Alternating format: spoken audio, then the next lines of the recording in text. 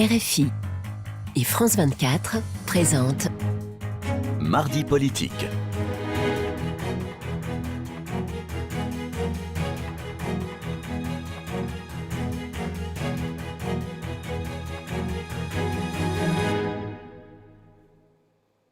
C'est l'heure de Mardi politique sur France 24 et RFI. Bonsoir Frédéric Rivière. Bonsoir Roselyne, bonsoir à tous. Et ensemble nous recevons Elsa Faucillon. Bonsoir. Bonsoir. Vous êtes députée du Parti communiste des Hauts-de-Seine. Merci d'avoir accepté notre invitation. Alors, les ex-otages français en Iran, Cécile Collère et Jacques Paris, sont libres et en chemin pour Paris, une libération en pleine crise.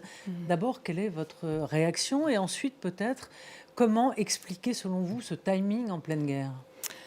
D'abord, évidemment, de la satisfaction. Je vois leurs portraits qui ont été affichés devant l'Assemblée nationale, du soulagement parce que, évidemment, on craignait de craindre pour leur vie et d'autant plus dans la situation actuelle où, même là où ils étaient, c'est-à-dire en ambassade, on pouvait encore penser que leur vie était en danger et puis de les savoir enfin dans leur entourage, dans leur famille, auprès de leurs proches.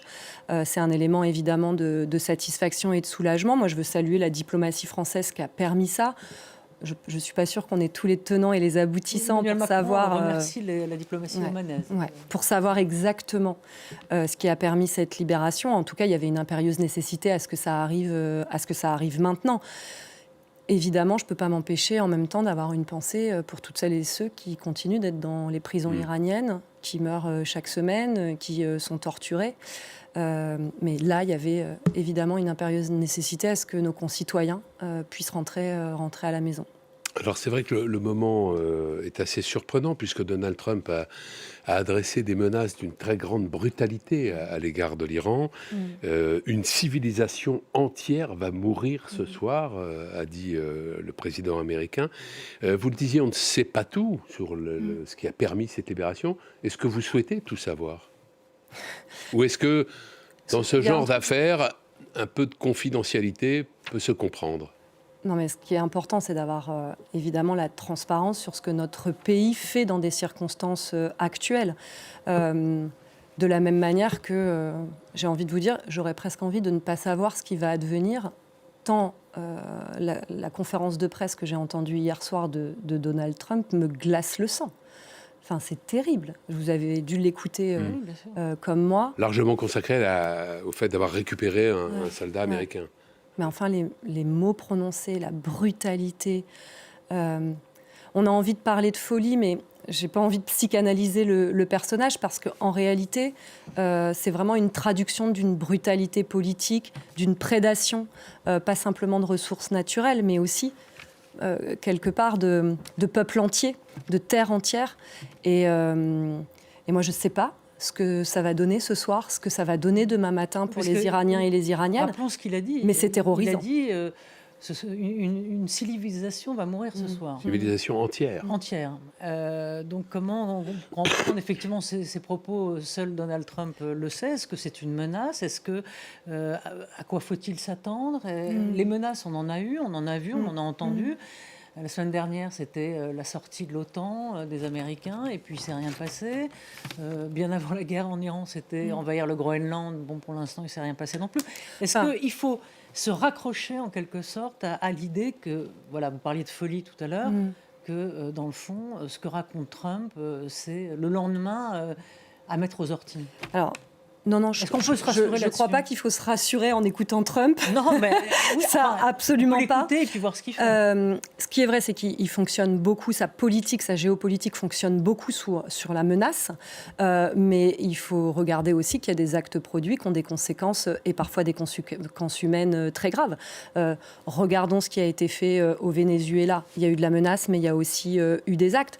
En Iran, on ne peut pas dire que la menace américaine n'ait pas produit d'effets. Il y a aussi eu des morts à cause de la politique des États-Unis et d'Israël. Aujourd'hui, il y a des morts au Liban. Le soutien des États-Unis à Israël a produit et continue de produire aussi des morts en Palestine, à Gaza et en Cisjordanie. Donc, il n'est pas seulement celui qui menace et qui ne fait rien derrière. Il avance dans un calcul froid, dans un calcul froid, un calcul de prédation, d'un impérialisme qui veut assurer la superpuissance des États-Unis contre le reste du monde. Et pour ça, moi, mon sentiment, c'est qu'il est prêt à tout. Pour en revenir à cette phrase qui effectivement est très marquante, puisqu'il annonce la mort d'une civilisation en disant « ça n'est pas sûr, mais c'est probablement ce qui va arriver ». Comment vous représentez les choses? Est-ce que vous imaginez... On peut pas s'empêcher de penser au pire, c'est-à-dire au recours à l'arme nucléaire, puisque éliminer une civilisation en une nuit, à part en recourant à cette extrémité, on ne voit pas comment il pourrait le faire. En tout cas, une chose est sûre, il ne faut pas minimiser ce que peut produire Donald Trump dans sa brutalité. Donc, moi, je ne lis pas dans le marc de café. Je ne sais pas ce qui va se produire. Ce que j'entends dans le fait de détruire une civilisation, ça renvoie aussi à l'idée du choc de civilisation avec la suprématie d'une société américaine totalement fantasmée contre un monde. Alors, ici perse, mais...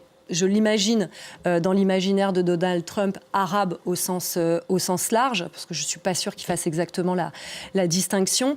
Et donc, il y a cette idée de choc des civilisations pour assurer une suprématie aux États-Unis. Moi, c'est ce que je lis dans le mot et le choix de ce mot. Et puis, avec l'idée aussi, qui est inhérente au choc des civilisations, avec l'idée que ce sont les États-Unis qui amèneront la civilisation en Iran. Donc, avec... la menace et l'idée que derrière, les États-Unis seront les sauveurs et installeront la démocratie et la liberté en Iran. On sait que les bombardements ne conduisent jamais à ça.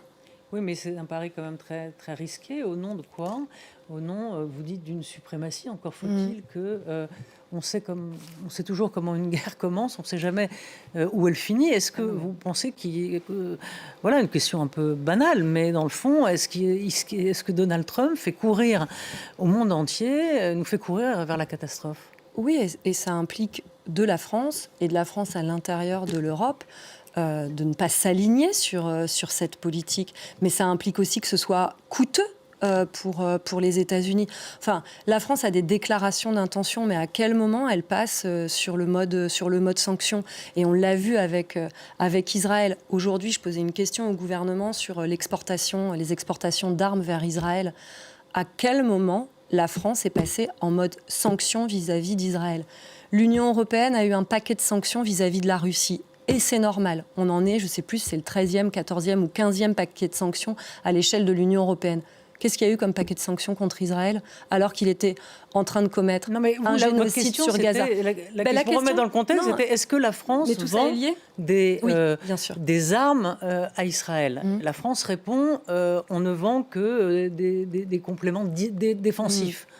Je ne sais pas si c'est le mot complément. Si, c'est ça. Oui, enfin, des composants ou des armes défensives. Des composants défensifs. Vous n'y croyez pas. Vous dites qu'il y a une opacité totale sur le sujet. D'abord, j'y crois pas parce qu'il y a plusieurs éléments qui sont sortis et qui permettent de dire que les composants, soit qui transitent, soit qui sont livrés par des entreprises françaises, ne sont pas des composants pour des armes qui peuvent être uniquement défensives.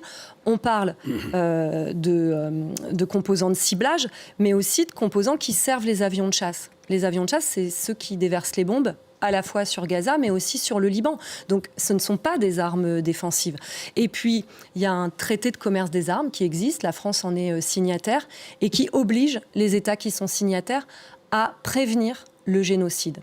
Aujourd'hui, on a des instances internationales qui disent possibilité de génocide, risque de génocide. Donc la responsabilité, le devoir de la France comme signataire de ce traité de commerce des armes, c'est de tout stopper. C'est de tout stopper.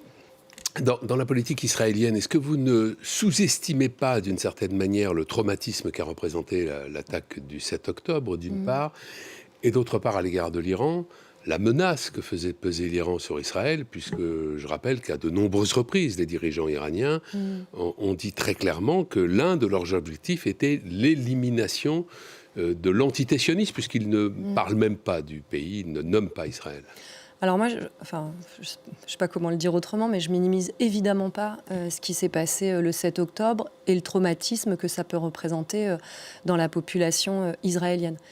Mais je ne minimise pas ce qui est aussi tout à fait antérieur d'ailleurs aux attaques du 7 octobre, c'est la volonté expansionniste d'Israël, à la fois en Cisjordanie, à la fois sur des territoires syriens, à la fois au Liban. Et donc ça, aujourd'hui, c'est quand même le fait politique qui est ultra puissant pour analyser la situation en Iran, pour analyser la situation au Liban. Alors, et donc, justement, je ne voudrais pas qu'au travers de votre question, ce soit une manière qu'Israël échappe à sa responsabilité dans la situation actuelle et avec un soutien très fort des États-Unis. Il y a le Liban, en effet, qui est victime de la rude offensive israélienne contre le Hezbollah. Est-ce que la guerre en Iran et la fermeture du détroit d'Ormuz, avec toutes les conséquences énergétiques qu'on connaît, est-ce que tout cela ne fait pas passer la situation du Liban très en arrière-plan ? Certainement, bien que... Il est vrai que la France a généralement des liens importants avec le Liban.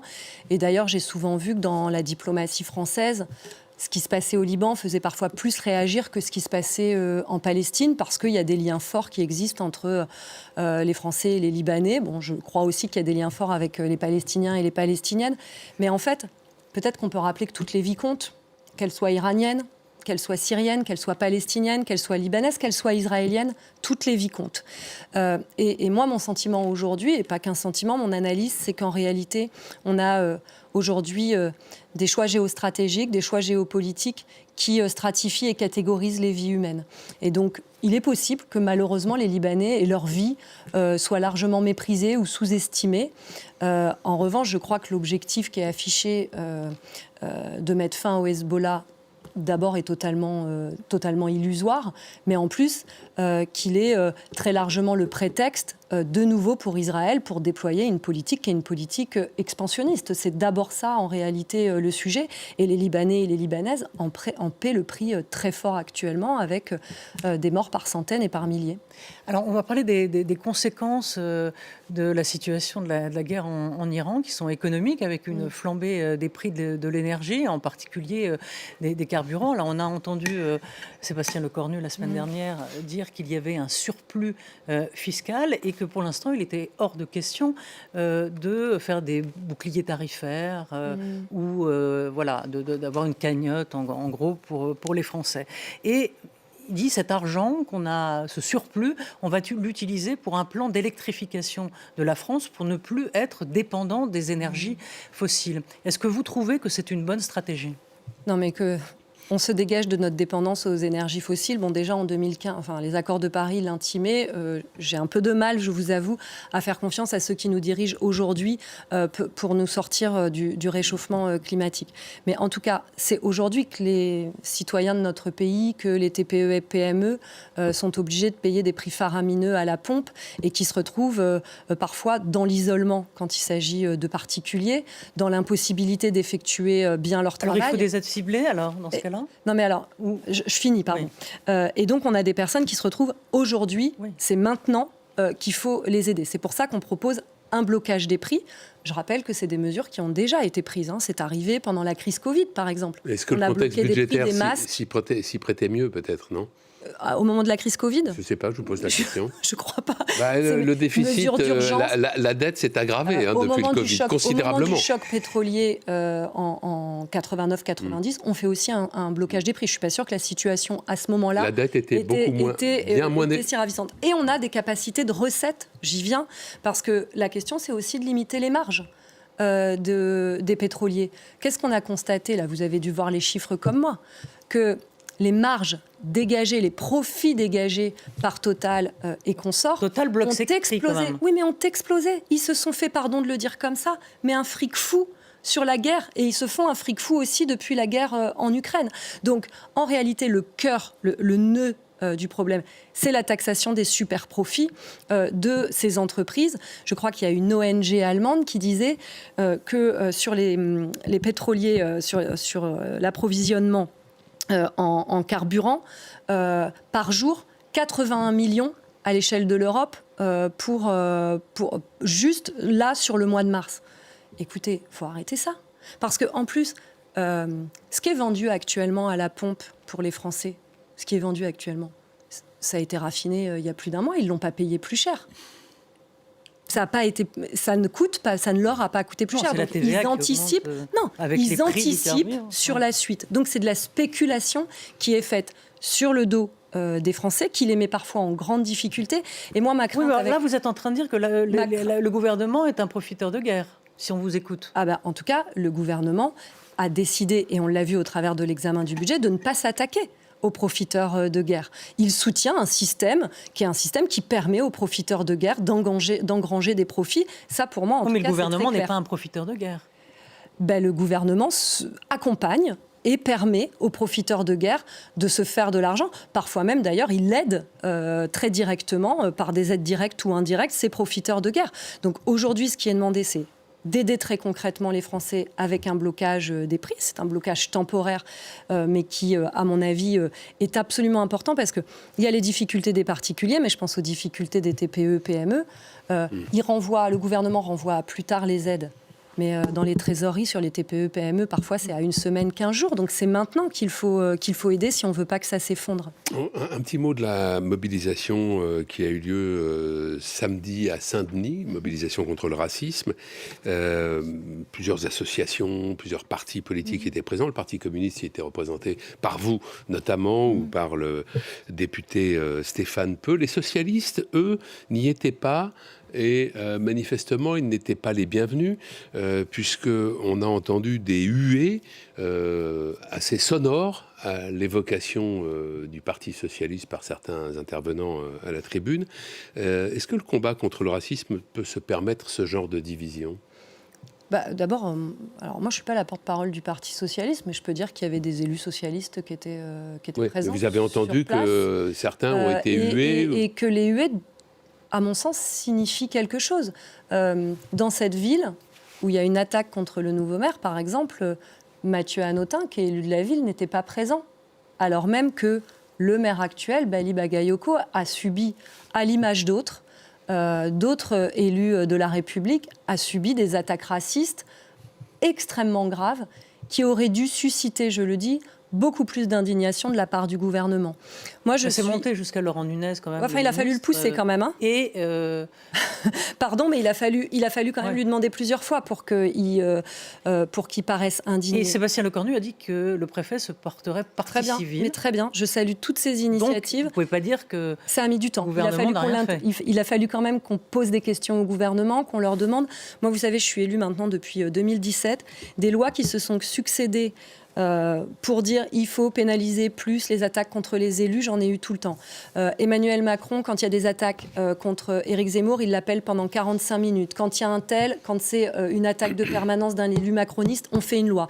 Quand il y a un maire d'une énorme ville, il n'y a même pas un coup de fil et il faut poser plusieurs questions au gouvernement pour que les ministres s'en chargent. Merci Elsa Merci à vous. Merci beaucoup d'avoir été notre invité. Merci à Marco Mormil et à Camille Néron d'avoir préparé cette émission et à toute l'équipe technique. À très vite. Merci.